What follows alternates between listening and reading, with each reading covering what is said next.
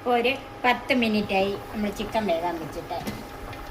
ഇനി അതിലേക്ക് റൈസ് ചേർക്കാം. 20 മിനിറ്റ് കുതിർത്ത് വാരി വെച്ചിരുന്നതാണ്.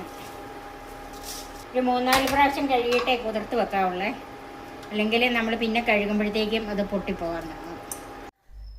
ബിരിയാണി പോലെ എല്ലാവർക്കും ഇഷ്ടപ്പെടുന്ന ഒരു അറബിക് റൈസാണ് ഇത്.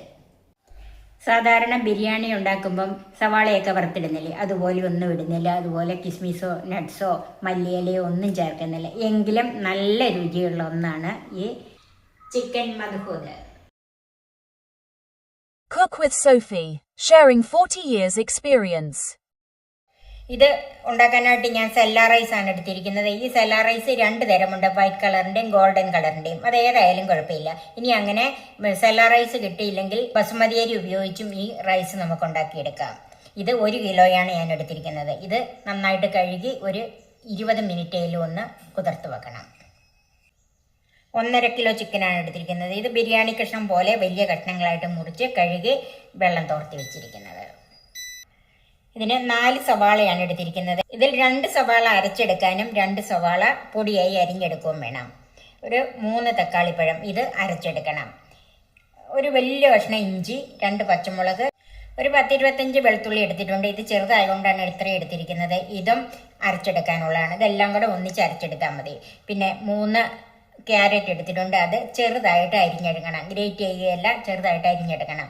പിന്നെ ഒരു ക്യാപ്സിക്കം. ഈ റൈസിൻ്റെ ഒരു പ്രധാന ചേരുവയാണ് അറബിക് മസാല. ഇതിപ്പം ഇങ്ങനെ തന്നെ നമുക്ക് സൂപ്പർ മാർക്കറ്റുകളിൽ മേടിക്കാൻ കിട്ടും, അല്ലെങ്കിൽ വീട്ടിലുണ്ടാക്കിയെടുക്കാം. ഞാനിത് വീട്ടിലുണ്ടാക്കിയെടുത്തതാണ്. 5 ടേബിൾ സ്പൂണാണ് ഈ അറബിക് മസാല.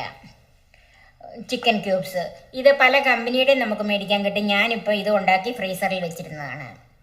പിന്നെ കുറച്ച് പട്ടയ്ക്ക് ഒരു പട്ടയാണ് ഇതിൻ്റെ അകത്ത് ഏറ്റവും കൂടുതൽ വേണ്ടിയത്. ഞാൻ ഏകദേശം ഒരു 3-4 കഷ്ണം മീഡിയം പട്ട എടുത്തിട്ടുണ്ട്. അത് ചെറുതാക്കി വെച്ചിരിക്കുന്നതാണ്. 6 ഏലക്ക, ഒരു 6 ഗ്രാമ്പു. പിന്നെ ഇതിൻ്റെ അകത്ത് പ്രധാന ചേരുവയെന്ന് പറയുന്നത് 2 ഉണക്ക നാരങ്ങയാണ്. ഇത് നമുക്ക് മേടിക്കാനും കിട്ടും, അല്ലെങ്കിൽ നമുക്ക് വീട്ടിൽ ഉണക്കിയെടുക്കാം. മേടിക്കാനാണ് ഇങ്ങനെ കറുത്തിരിക്കുന്നത്, നമ്മൾ ഉണക്കുമ്പോൾ ഇങ്ങനെ കിട്ടുള്ളൂ.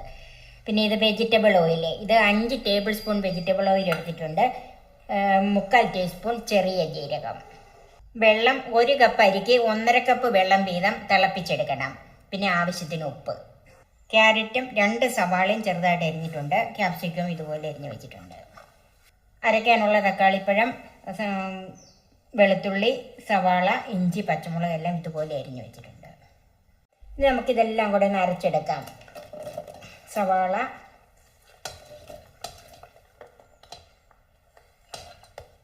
വെളുത്തുള്ളി,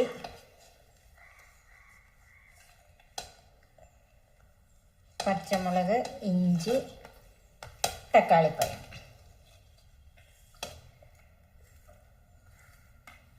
ഇത് വെള്ളം ചേർക്കാതെ അരയ്ക്കാം.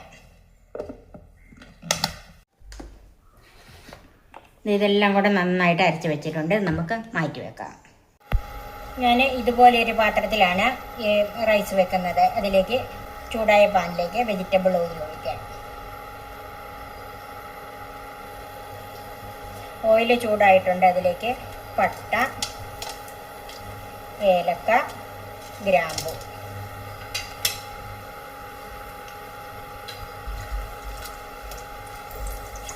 സ്പൈസസ് എല്ലാം നന്നായിട്ട് മൂത്തിട്ടുണ്ട്. അതിലേക്ക് ചെറിയ ജീരകം കൂടെ ചേർക്കാം.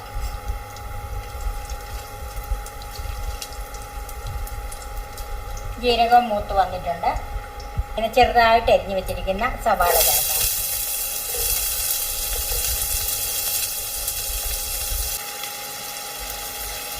ഇതൊന്ന് വഴന്ന് വരണം. ഒത്തിരി കളർ മാറണ്ട, വഴന്ന് വന്നാൽ മതി. സവാളയൊന്ന് വഴന്ന് വാടി വന്നിട്ടുണ്ട്. അതിലേക്ക് അരച്ച് വെച്ചിരിക്കുന്ന അരപ്പ് ചേർക്കാം. തക്കാളി, സവാള, ഇഞ്ചി, വെളുത്തുള്ളി എല്ലാം കൂടെയുള്ള കൂട്ടുണ്ടല്ലോ, പച്ചമുളക് എല്ലാം കൂടെ ചേർത്ത് അതിലേക്ക് ചേർക്കാം. ഇതിൽ ഒത്തിരി വെള്ളം ചേർത്ത് അരക്കരുതെന്ന് പറഞ്ഞാൽ ഈ വെള്ളമെല്ലാം നമ്മൾ പിന്നെ വറ്റിച്ചെടുക്കണ്ടേ. അതുകൊണ്ടാണ് വെള്ളം ചേർക്കാതെ തക്കാളിയുടെ നീര് കൊണ്ട് തന്നെ അരച്ചെടുത്താൽ മതി. ഇത് നന്നായിട്ടൊന്ന് ആവി കയറി വരണം. ഇപ്പം ഈ അരപ്പിന് നന്നായിട്ട് ആവി കയറി ചൂടായി വന്നിട്ടുണ്ട്. അതിലേക്ക് നമുക്ക് ഈ മസാല ചേർത്ത് കൊടുക്കാം. ഈ മസാലയാണ് ഇതിൻ്റെ ഏറ്റവും വലിയ ടേസ്റ്റ്.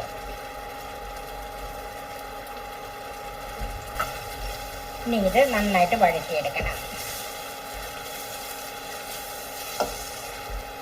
ആദ്യമൊക്കെ തീ ഒന്ന് ഹൈ ഫ്ലെയിമിൽ വെച്ചാലും പിന്നെ ഇത് ഒരു മീഡിയം ഫ്ലെയിമിലാക്കി കൊടുക്കണം. ഇതിലേക്ക് ഞാനൊരു 3 ചിക്കൻ ക്യൂബ്സും കൂടെ ചേർക്കുവാണ്.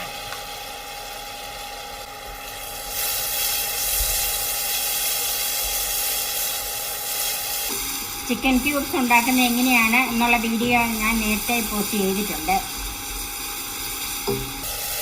അത് കാണാത്തവർ എൻ്റെ ചാനലിൽ കയറി ചിക്കൻ ക്യൂബ്സ് എന്ന് സെർച്ച് ചെയ്താൽ മതി. ആ വീഡിയോ നിങ്ങൾക്ക് കിട്ടുന്നതാണ്.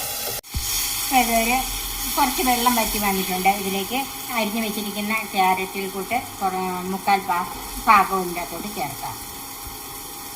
ബാക്കി മാറ്റി വെച്ചിട്ടുണ്ട്.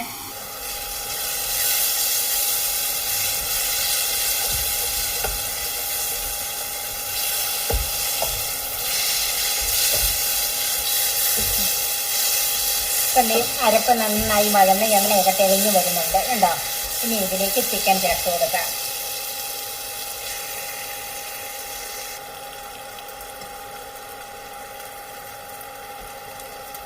നന്നായിട്ട് മിക്സ് ചെയ്യണം.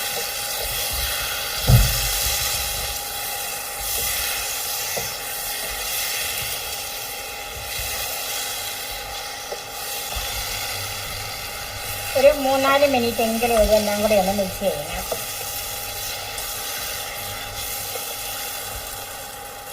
ഇതിലോട്ട് ഉപ്പ് ചേർക്കാം.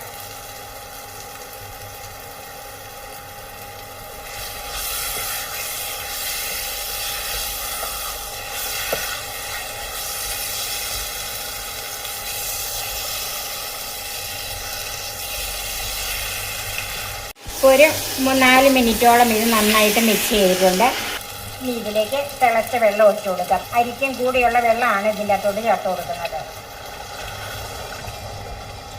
1 കപ്പ് അരിക്ക് 1.5 കപ്പ് വെള്ളം വീതം വേണം. ഇതൊന്ന് മിക്സ് ചെയ്യാം.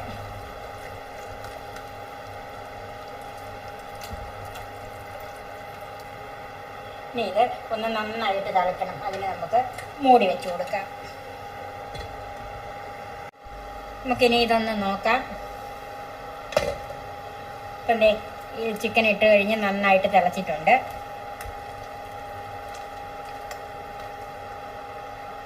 ഇനി ഇതിലേക്ക് ഉണക്കനാരങ്ങ ചേർക്കാം. വെറുതെ ഇങ്ങനെയങ്ങ് ചേർത്താൽ മതി.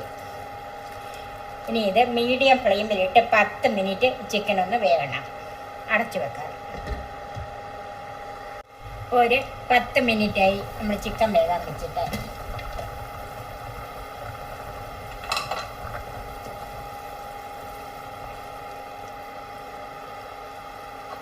ഇനി അതിലേക്ക് റൈസ് ചേർക്കാം. 20 മിനിറ്റ് കുതിർത്ത് വാരി വെച്ചിരുന്നതാണ്.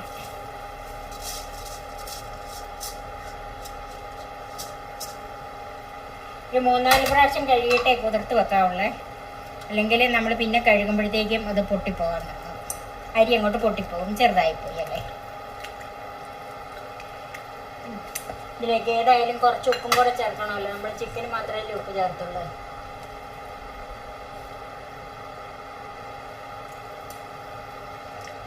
ഇനി നോക്കിയിട്ട് വേറാകുമ്പോൾ ബാക്കി ചേർക്കാം. ഇനി ഇത് ഹൈ ഫ്ലെയിമിൽ തന്നെ വെക്കണം, നന്നായിട്ട് തിളയ്ക്കുന്നത് വരെ.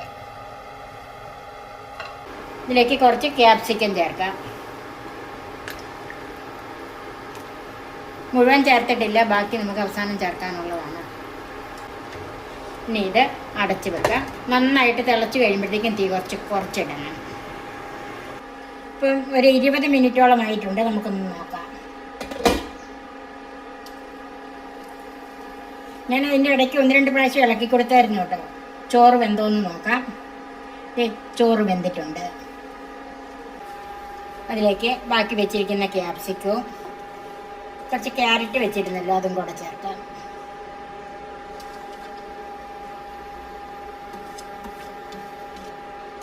ഇനി ഇത് തീ ഓഫ് ചെയ്ത് 10 മിനിറ്റ് അടച്ചു വെക്കാം. ഇപ്പോൾ ഒരു 10 മിനിറ്റ് തീ ഓഫ് ചെയ്ത് മൂടി വെച്ചിരുന്നാണ്. ഇനി ഒന്ന് നോക്കാം. ഇപ്പോൾ ഇത് കണ്ടോ, നന്നായിട്ട് ഡ്രൈ ആയിട്ടുണ്ട്.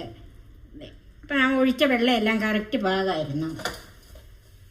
ഇനി നമുക്ക് ചിക്കൻ മധൂത് സർവിങ് ഡിഷിലേക്ക് മാറ്റാം. സാധാരണ ബിരിയാണി ഉണ്ടാക്കുമ്പം സവാളയൊക്കെ വറുത്തിടുന്നില്ലേ, അതുപോലെ ഒന്നും ഇടുന്നില്ല. അതുപോലെ കിസ്മിസോ നട്ട്സോ മല്ലിയിലയോ ഒന്നും ചേർക്കുന്നില്ല. എങ്കിലും നല്ല രുചിയുള്ള ഒന്നാണ് ഈ ചിക്കൻ മധൂത്. നിങ്ങൾ തീർച്ചയായും ഇതൊന്ന് തയ്യാറാക്കി നോക്കണം.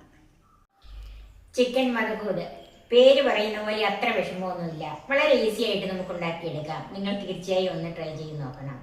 എൻ്റെ ഈ ചാനൽ സബ്സ്ക്രൈബ് ചെയ്യാനും എൻ്റെ ഫേസ്ബുക്ക് പേജ് ലൈക്ക് ചെയ്യാനും ഷെയർ ചെയ്യാനും കമൻസ് അറിയിക്കാനും മറക്കരുത്. പുതിയ പുതിയ വിഭവങ്ങളുമായി നമുക്ക് വീണ്ടും കാണാം. ഞാൻ സോഫി കുര്യാക്കോസ്.